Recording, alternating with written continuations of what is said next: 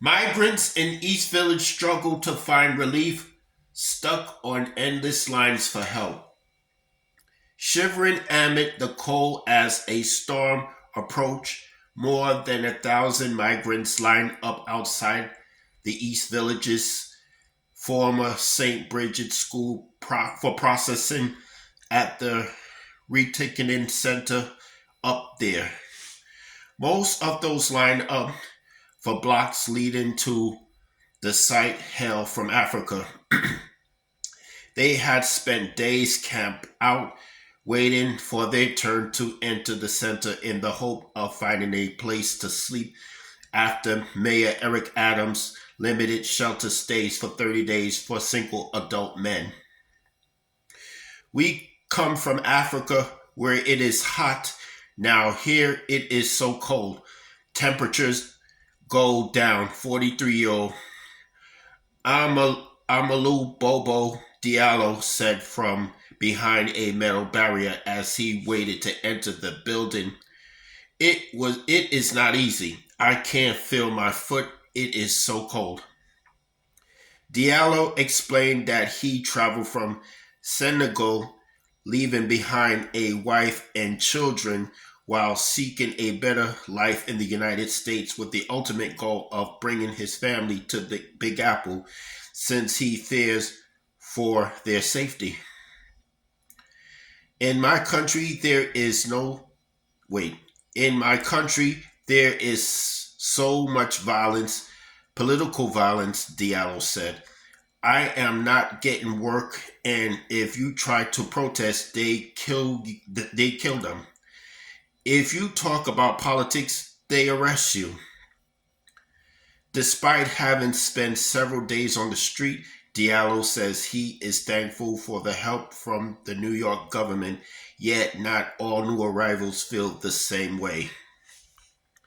Since the migrant crisis began in April 2022, New York City has struggled to put up the newcomers in proper shelter and provide services to them to set up new lives in the Big Apple. While some critics have charged that aid for migrants had been easy to come by, some of the newcomers at the East Village site argued that nothing has been given to them easily. One man who refused to give his name out of fear of retaliation said he had been living on the streets for a week and had been going hungry. Suffering, he said, conditions for new arrivals are grave. We sleep sometimes in a church, sometimes in a mosque without anything. We struggle to find something to eat, the man said.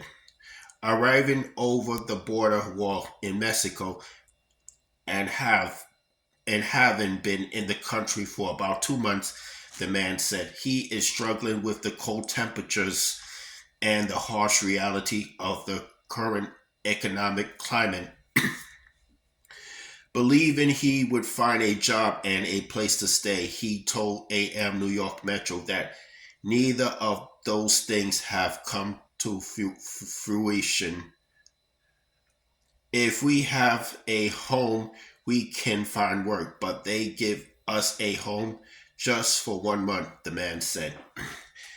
They said it is a good place that we will find a job. It is a place of opportunities. It is unexpected for us. The main problem is that we are not used to the cold. Bar- Baruba, also from Senegal,